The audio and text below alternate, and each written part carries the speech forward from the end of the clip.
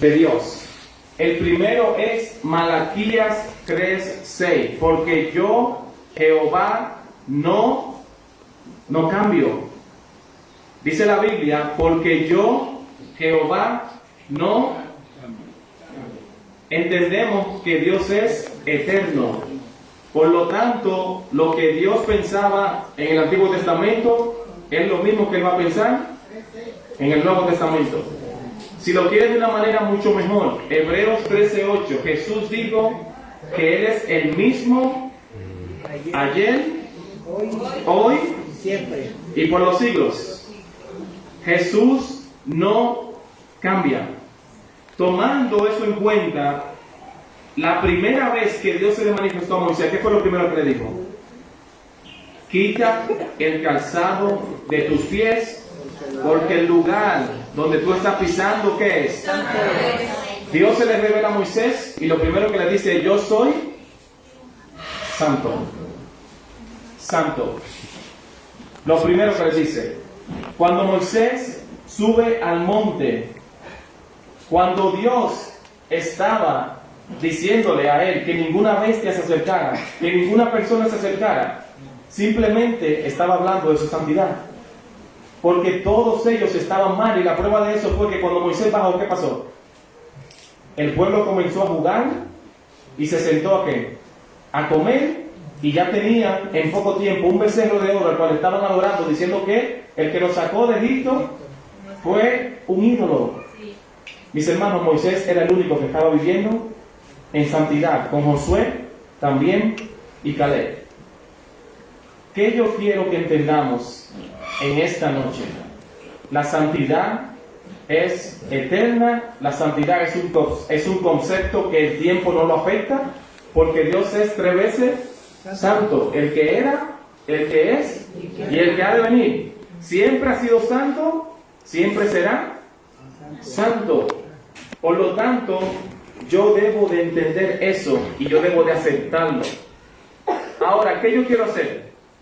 Por medio de algunas imágenes, yo voy solamente a presentar un concepto que está en el Antiguo Testamento para que entendamos que desde el principio, cuando Dios se le manifestó a Israel, la santidad fue lo primero que el Señor estableció.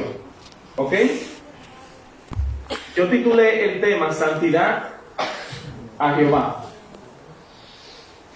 Lo primero que yo quiero que veamos es que la palabra de Dios dice en 1 de Pedro 1:16, sed santo porque yo soy santo. Pero eso Pedro no se lo inventó. Pedro lo escuchó, Pedro lo conocía. Y es un versículo que tiene una referencia en el Antiguo Testamento, que es Levítico 11:45, que dice, porque yo Jehová, que os hago subir de la tierra de Egipto para ser vuestro Dios, seréis pues santos, porque yo soy santo. El apóstol Pedro, cuando habla en 1 de Pedro capítulo 1, desde el versículo 13 en adelante, él está pensando en el pueblo de Israel y cómo Dios se le manifestó a ellos. Y cómo Dios les dijo, porque yo soy santo, ustedes también tienen que ser santos. Y él solo está haciendo una aplicación al momento en el cual él estaba escribiendo la carta a Babilonia. Ok, entonces, una de las cosas que yo quiero que entendamos es que el sumo sacerdote tenía algo en la frente que se llama la mitra. ¿Ok? La mitra es esa parte, esa placa de oro que él se ponía en el gorro. Pero esa placa decía algo. ¿Qué decía? ¿Quién sabe? Santidad a Jehová. Ahora, ¿ustedes piensan que era un lujo eso? ¿Que era porque se veía bonito y porque era de oro que él se lo ponía? No. Dice la Biblia que tales palabras daban al pueblo el más elevado concepto y señalaban la santidad como su objetivo supremo. Oigan el nombre, sumo sacerdote. El sumo sacerdote. Él iba a entrar ¿a dónde? Al lugar santísimo. Santísimo. Entonces, la lógica es que si va a entrar al lugar santísimo, él debe estar en santidad. Ahora, otra pregunta. ¿Ustedes piensan que la mitra era para que el sacerdote la viera o para que el pueblo la viera? Cuando el pueblo miraba al sumo sacerdote y miraba su rostro, Lo que miraba, ¿qué era? Esa placa brillaba, esa placa sobresalía. ¿Por qué? Porque era de qué? De oro. Lo importante no era el sumo sacerdote, lo importante era lo que decía la placa. Santidad a Jehová. Imagínense este concepto que Dios introdujo para que el pueblo, cada vez que miraba al sumo sacerdote, entendiera santidad a Jehová. Imagínense que Miguel Ángel ande con un letrero aquí que diga santidad a Jehová. Ustedes no van a poder ignorarlo porque va a estar en su cabeza.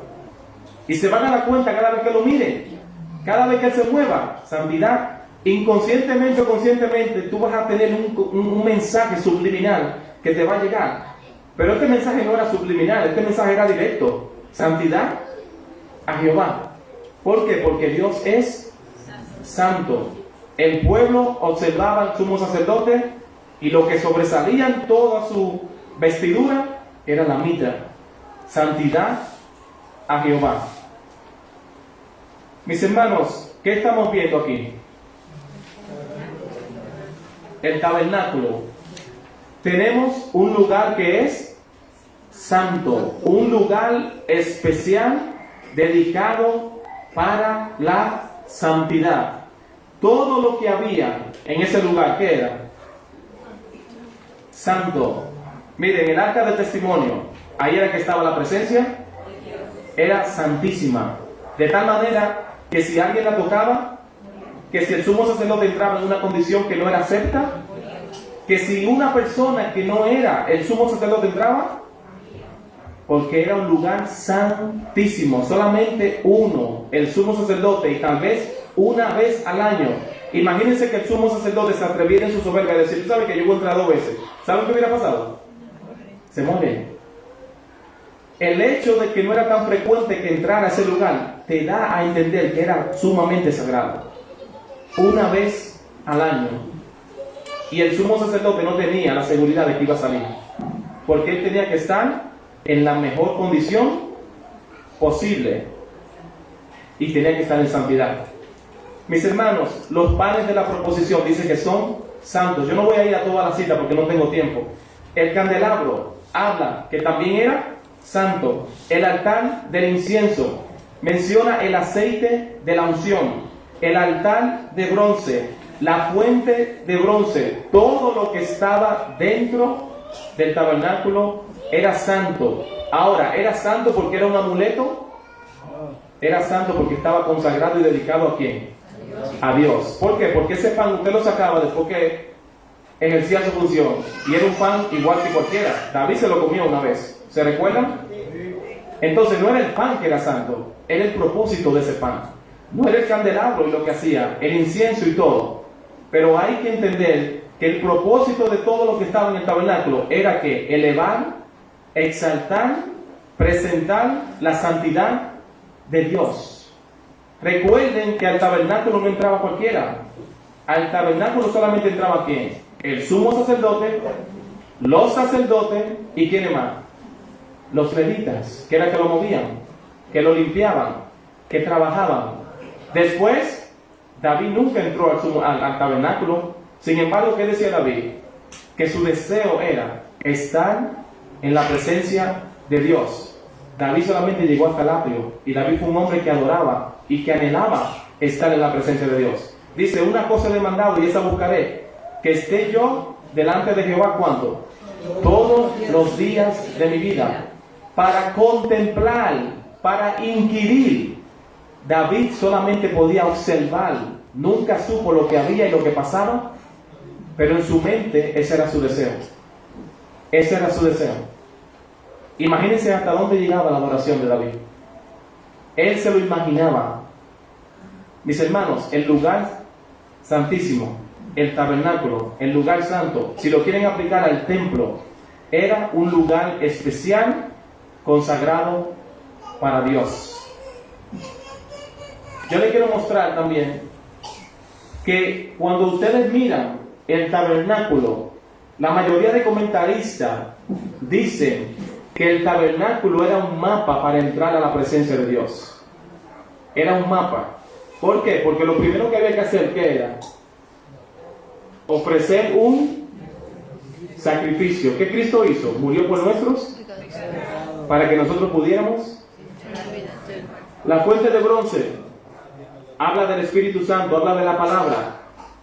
El sacerdote, después que hace el sacrificio, se tenía que bañar, porque no podía entrar con sangre de pecado, o que tenga relación con el pecado. Y él tenía que quitarse, ¿qué? Las ropas con las que hizo el sacrificio, porque obviamente estaban manchadas. Por eso cuando se habla de Jesús, se dice un Cordero Santo y sin mancha ni contaminación. La sangre que se derramó tenía relación con el pecado del pueblo, por eso se derramó. Entonces, ¿qué hace Jesús? Que cuando venimos delante de Él, cuando Él por la sangre perdona nuestros pecados, nos lava por medio de su palabra, nos lava por medio del Espíritu Santo, y ahora estamos aceptos en el amado y podemos entrar con libertad a su presencia. Cuando entramos al lugar santo donde podemos servir, pero cuando entramos al lugar santísimo vamos a adorar. Es totalmente diferente. Los sacerdotes en el lugar santo servían porque tenían que arreglar el candelabro, el pan, que hubiera incienso, que todo estuviera preparado para que cuando venga el sumo sacerdote, entonces él entrara con libertad. Pero cuando entraba uno al lugar santísimo, solamente era por medio de Cristo. Todo creyente tiene la libertad de poder entrar a la misma presencia de Dios y adorar. Y no tenemos que hacer ningún sacrificio, porque Él ya nos santificó con una sola ofrenda. Entonces, mis hermanos, la santidad de Dios se refleja en todo lo que era el Antiguo Testamento. Otra cosa que yo quiero que vean es que somos, y el pueblo de Israel debía de ser un pueblo santo. Levítico 11:44 dice: porque yo soy Jehová vuestro Dios, vosotros por tanto os santificaréis y seréis santos, porque yo soy santos. Así que no os contaminéis vuestras personas con ningún animal que se arrastre sobre la tierra, porque yo soy Jehová, que os hago subir de la tierra de Egipto para ser vuestro Dios. Seréis pues santos, porque yo soy santo. Esto Jehová lo está diciendo, ¿saben a quién? A los sacerdotes, específicamente a los descendientes de ¿quién? De Aarón. De Aarón. Todos los hijos de Aarón eran sacerdotes, solamente por ser descendientes de él. Vemos ahora en el capítulo 19 de Levítico, versículo 2, que la cosa cambia. Habla a toda la congregación, no a los sacerdotes, a toda la congregación de los hijos de Israel, y diles: santos seréis, porque santo soy yo, Jehová vuestro Dios. La santidad no estaba limitada a los sacerdotes, la santidad no estaba limitada al sumo sacerdote, la santidad no estaba limitada a los levitas. La santidad era un concepto que abarcaba a todos el pueblo de Israel. Mis hermanos, la santidad es una responsabilidad para todos nosotros. Yo quiero que ustedes vean que en Deuteronomio capítulo 7, versículo 6 dice: porque tú eres un pueblo santo para Jehová, tu Dios. Jehová tu Dios te ha escogido para hacerle un pueblo especial, más que todos los pueblos que están sobre la tierra. Imagínense el concepto que tenía Dios de Israel, pero al mismo tiempo le dice su responsabilidad y le da a entender cuál era su propósito. Otra cosa que estamos viendo es que había un sacerdocio santo que representaba el sacerdocio de Jesucristo, que es el sumo sacerdote por excelencia. Específicamente dice en cuanto a Aarón y a su familia: y con ellos, hablando de la vestidura, vestirá a Aarón tu hermano y a sus hijos con él, y los ungirás y los consagrarás y santificarás para que sean mis sacerdotes. Mis hermanos, en ese tiempo ser un sacerdote era un privilegio. La santidad no es un privilegio, la santidad es una responsabilidad. Piensen en Nadab y Abiú, los hijos de Aarón. ¿Qué pasó con ellos? Entraron a la presencia de Dios y no estaban en santidad. Muchos dicen que estaban borrachos, hay muchas teorías, no importa, ese no es el punto aquí. Pero ¿saben qué pasó con ellos? Dice la Biblia que murieron, porque la santidad de Dios se respeta. Dios es un Dios santo y tenemos que entenderlo eso, tenemos que santificarnos. Otra cosa que yo quiero que veamos es que la vestidura de los sumos sacerdotes y de los sacerdotes, toda ella estaba llevando un mensaje en cuanto a la santidad, desde la mitra, desde el pectoral, que mencionan las 12 joyas, que se mencionan en Apocalipsis, si ustedes quieren verla, desde lo que es el cinto, que habla de la justicia de Dios, que habla de que uno debe vivir en santidad, desde el manto, que tenía que ser de un color diferente al que él utilizaba en el sacrificio, hasta todo, las campanillas mismas te decían que él tenía que estar en santidad, porque si no iba a morir.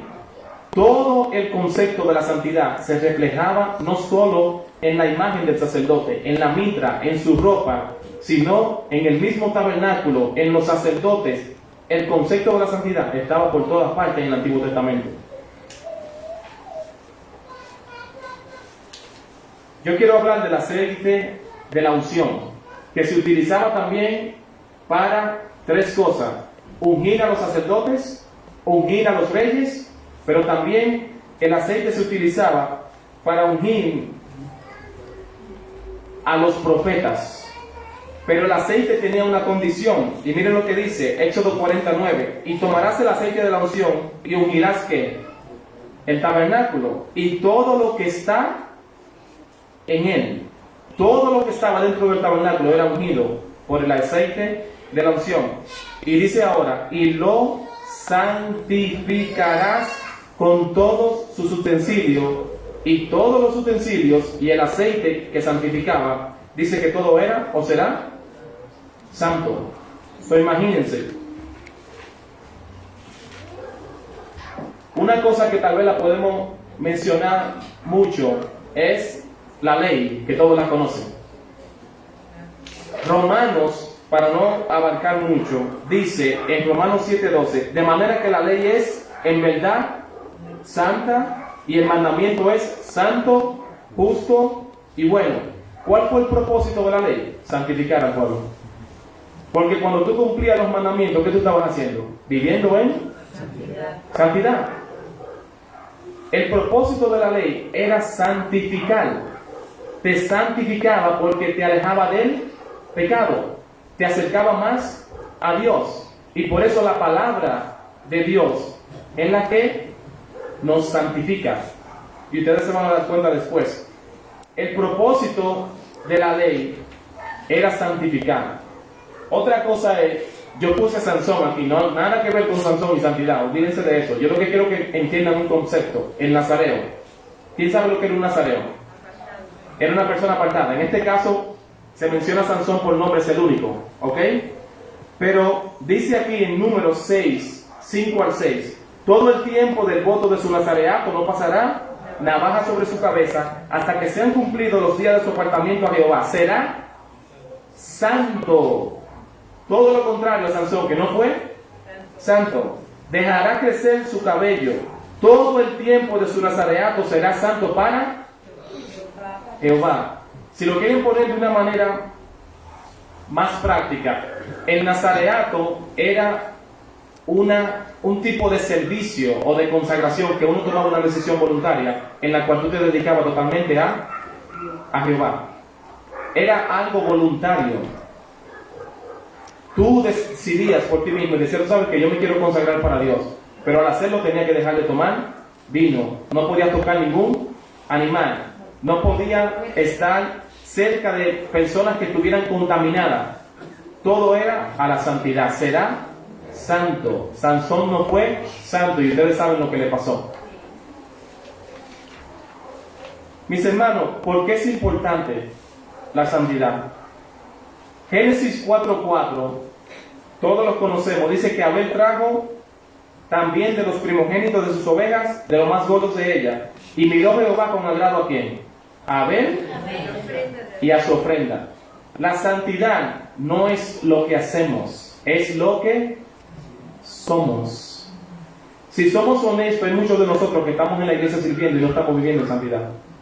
Y cantamos, y predicamos, y hacemos dinámicas, no sé, mi hermano, tocamos música, cualquier ministerio. La santidad es básicamente reflejar la imagen de Dios. La santidad es un estilo de vida.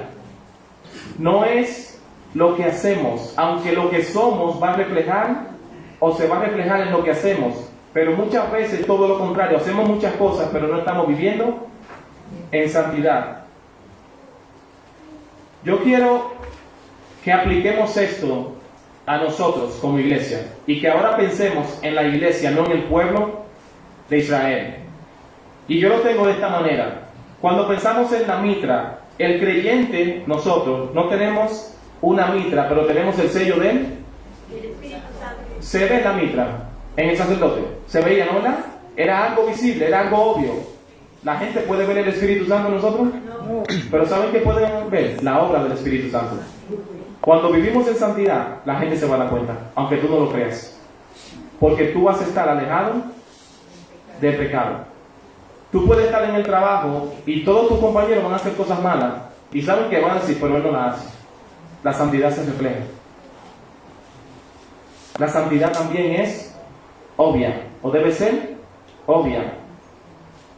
Tú puedes estar en tu casa hablándole mal a tu esposo y la gente, ¿qué va a decir? Ese es un mal esposo. Pero si la gente ve que tú no peleas con tu esposa, ¿saben? Ese es un buen. La santidad se refleja cuando educas a tus hijos, cuando vienes a la iglesia, cuando trabajas, en las acciones, en las palabras. La gente se va a dar cuenta que tú estás viviendo en santidad, de la misma manera que el pueblo se daba cuenta de que en la mitra del sacerdote decía claramente santidad a Jehová. Mis hermanos, había un día específicamente dedicado en el Antiguo Testamento que se llama como el día de reposo. Dios había determinado que el pueblo de Israel durante toda la semana trabajaba, pero había un día que tenía que dedicárselo especialmente a quién. Nosotros no le dedicamos un día, le dedicamos la vida entera. No solamente el domingo somos santos, mis hermanos. Tenemos que ser santos todos los días de mi vida hasta que el Señor venga. ¿Por qué? Porque Dios se lo merece. El que lo entregó todo, demanda también todo. Él demanda una entrega total, un holocausto, como dice Romanos 12:1, porque Él te lo dio todo. Mis hermanos, el tabernáculo, no tenemos un tabernáculo, pero la iglesia somos quienes. Y Dios ahora habita en el Antiguo Testamento Dios habitaba en el tabernáculo, pero hoy día Dios habita con más razón y con más facilidad debemos vivir en santidad, porque Dios te ayuda, el Espíritu Santo es tu ayuda. Mis hermanos, el tabernáculo, no tenemos un tabernáculo santo, y a Él estar en ti te da la capacidad de vivir en santidad, porque tenemos el Espíritu Santo constantemente. No hay excusa para no vivir en santidad. Tú no puedes decirle a Dios, no, pero tú tienes el Espíritu Santo, tú me tienes a mí, yo estoy dentro de ti. Pero la gente no quiere ver a Chichi, a Daniel, a cualquier nombre que se quiera utilizar aquí. ¿Saben a quién quieren ver? A Dios. Y el problema es que ven más de mí que de Jesús. La razón por la cual Dios habita en ti es para reflejarse. Si ustedes van a Juan capítulo 1, versículo 15, dice que en Cristo estaba la plenitud. Tú podías observar a Cristo y podías ver a quién. ¿Saben qué decía la gente cuando lo veía? ¿Este viene de quién? Porque hace las obras de Él.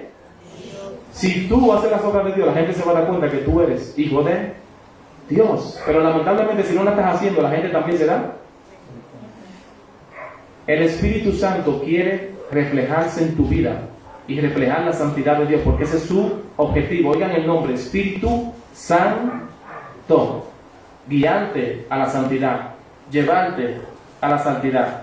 El sacerdocio, vemos que en la Biblia dice en Apocalipsis 1:7 que somos ¿qué? Reyes, en el versículo 5, y somos también sacerdotes. ¿Los sacerdotes qué eran? Santos. Pero en este caso dice la Biblia que nosotros somos sacerdotes porque según 1 de Pedro 2:5 debemos ofrecer un becerro, un carnero, sacrificios espirituales. Sacrificios espirituales. ¿Saben qué? Que reflejan la santidad de Dios. Eso es lo que está diciendo. En el Antiguo Testamento lo que se veía que era la ropa. Tú no podías ver la mentalidad del sacerdote, su conciencia, pero hoy día nosotros, el que nos observa es Dios mismo. El que nos conoce es Dios mismo. Y cuando ofrecemos un servicio delante de Dios, Él sabe lo que hay en tú, porque Jehová no mira lo que el hombre, sino que Él mira a Él. Y Dios sabe lo que hay en tu corazón. Y Dios te conoce perfectamente. El Salmo 139 lo explica detalladamente. No podemos esconderlo. Dice la Biblia que estamos desnudos delante de Dios, porque por medio de su palabra, que penetra como un bisturí, ¿qué hace? Dice que discierne los pensamientos más íntimos del corazón. Y cuando estamos sirviendo a Dios como sacerdotes, el Señor sabe los motivos, las razones y las intenciones. Tenemos que estar conscientes de lo que estamos haciendo, porque Dios también lo está. Y Él sabe lo que hay dentro de nosotros. Mis hermanos, el aceite de la unción. Si pensamos en el aceite de la unción, el propósito que tenía, ungir. No tenemos el aceite de la unción hoy día, aunque hay algunas iglesias por ahí que lo venden. Pero ¿saben qué tenemos? La unción del Espíritu Santo. Tenemos la unción del Espíritu Santo. Y lo dice en 1 Juan 2:20, que nosotros hemos sido ungidos por el Espíritu Santo. El Espíritu Santo está en nosotros, pero el hecho de ungirlo es que nos ha capacitado, nos ha preparado. Cuando el aceite de la unción se utilizaba para preparar a un profeta, ¿qué es lo que hacía? Ese profeta ahora, delante del pueblo, tenía la capacidad de llevar el mensaje de Dios. Lo mismo que un rey, tenía la gracia de Dios, tenía la aprobación de Dios. Nosotros hemos sido aprobados para hacer las obras de Dios, para ser sal de la tierra, luz del mundo, nación santa, real sacerdocio, pueblo adquirido por Dios, porque la unción está en nosotros. Y esa es la función con la cual tenemos que cumplir. Mis hermanos, la ley y los mandamientos era en piedra que estaban, ¿no? ¿Verdad? Había una razón específica. Pero hoy día tenemos que la palabra de Dios. Pero la palabra de Dios no es la Biblia que tú tienes en la mano. ¿Saben dónde está la palabra de Dios? Dice el Espíritu Santo que haré un pacto nuevo con ellos. ¿Y dónde la pondré? En su mente y en su corazón. ¿Qué significa eso? En el tiempo antiguo había una razón específica por la cual Dios escribió los mandamientos en piedra. Era para que la gente no se borrara y lo tuviera pendiente. Hoy día, si somos honestos, muchas de las Biblias nuestras, ¿dónde están? En la casa, abajo del armario, no sé, guardadas en un librero. Muchas veces ni tenemos Biblia. Mis hermanos, el propósito de la palabra es que esté donde, en nuestra mente y en nuestro corazón. Si no, pregúntenle a Pablo y a Silas cuando estaban en la cárcel si tenían Biblia. Si no, pregúntenle a los que iban de camino a Emmaús, que cuando Dios hablaba, que conocían los salmos, que conocían a los profetas. ¿Y qué dice la Biblia? Que cuando Él nos hablaba al día nuestro, y dice que sus ojos fueron abiertos. ¿Cuál es el propósito de leer la Biblia? Llenarte de la palabra de Dios. Pero cuando esa palabra está dentro de tu mente y de tu corazón, el Espíritu Santo, ¿qué hace? La utiliza para que te transforme, para que tu mente sea renovada, para que en ti haya un cambio, para que en ti haya una regeneración. Porque hay muchas personas que leen la Biblia. No es leer la Biblia, es que el Espíritu Santo te hable por medio de sus palabras.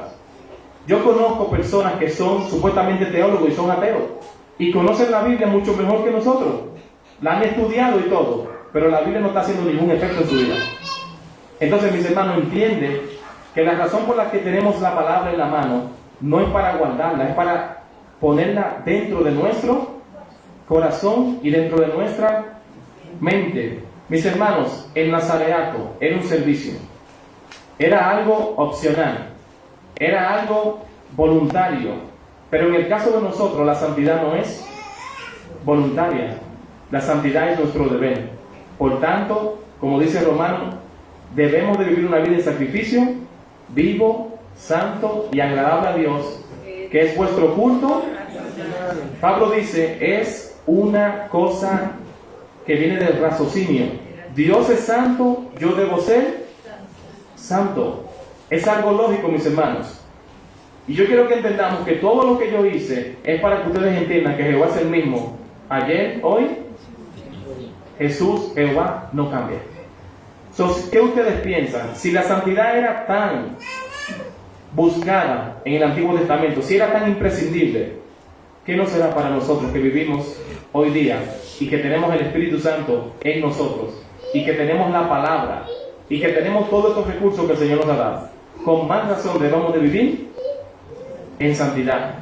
Por lo tanto, la santidad debe ser nuestra manera de vestir. Cuando estudiamos Colosenses, decía: vestidos pues como escogidos de Dios. ¿Y cuál era la primera cualidad? Santos. Santos. Cada vez que Pablo escribió una carta, ¿cómo llamaba a su pueblo, al pueblo de Dios, a la iglesia? Llamados a ser santos, primera de Corintios. Romanos, llamados a ser. Hay miles de versículos y Pablo tiene que siempre recordar lo que somos: santo, santo. Parece que se nos olvida muchas veces.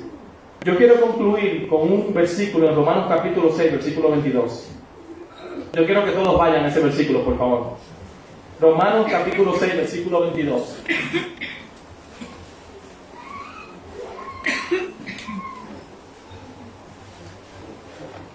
Vamos a estar en el capítulo 6.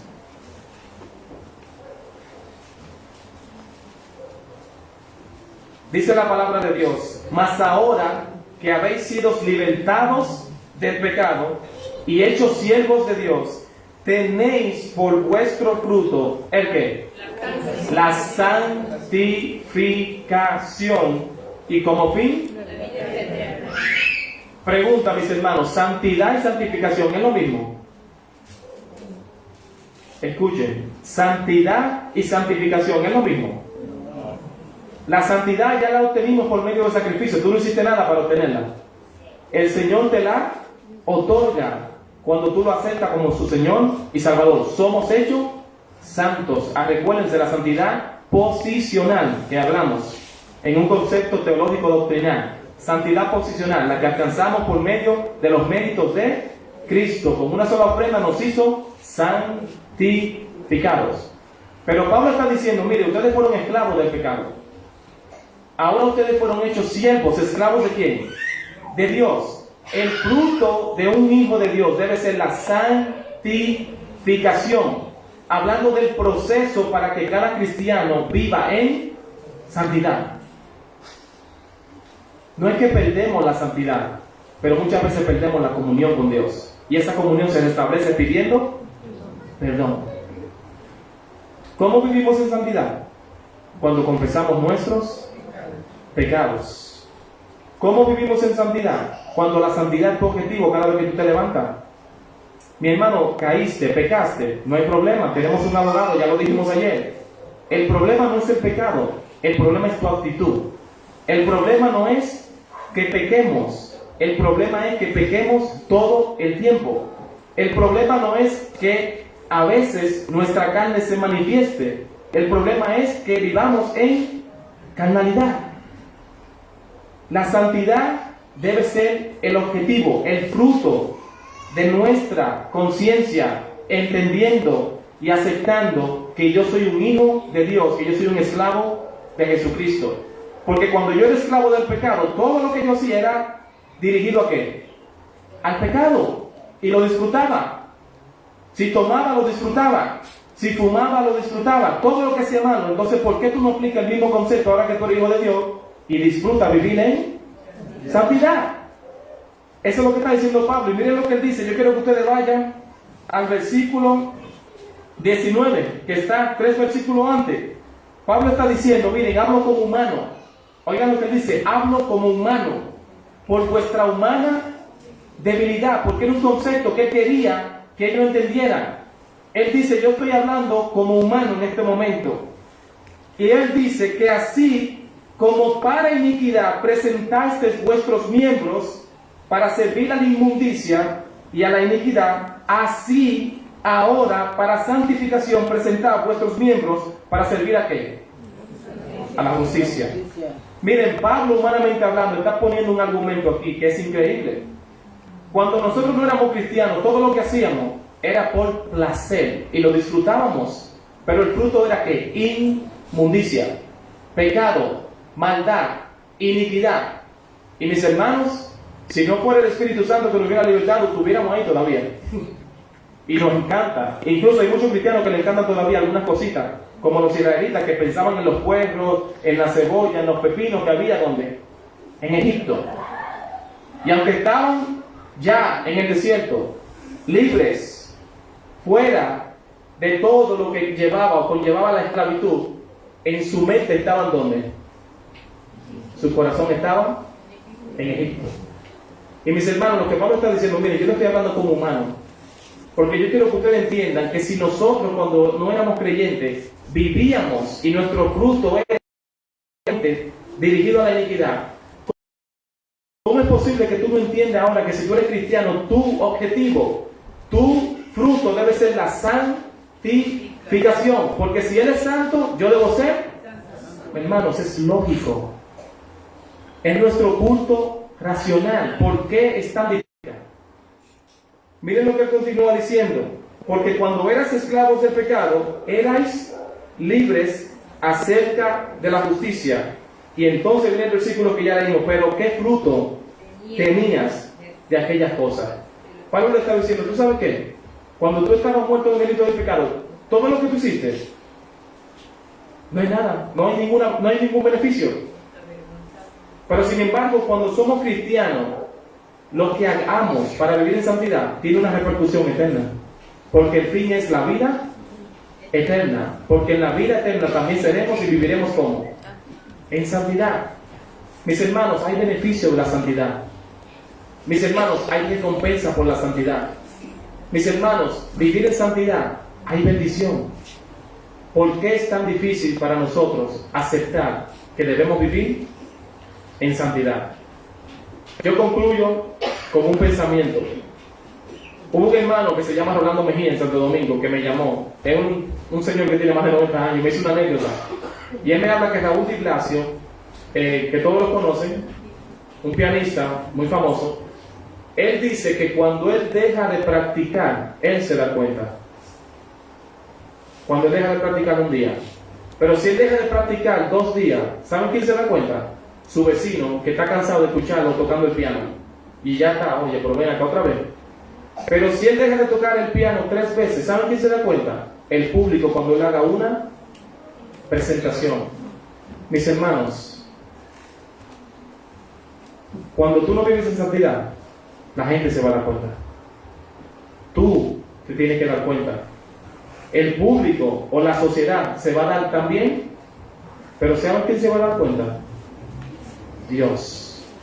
Así que mis hermanos, ojalá que el Señor nos ayude a entender que somos santos. Ojalá que el Señor nos ayude a entender que debemos vivir en santidad. Y ojalá que el Señor nos ayude a entender que vivir en santidad es un estilo de vida que tiene como beneficio la eternidad. Que Dios nos bendiga. Amén.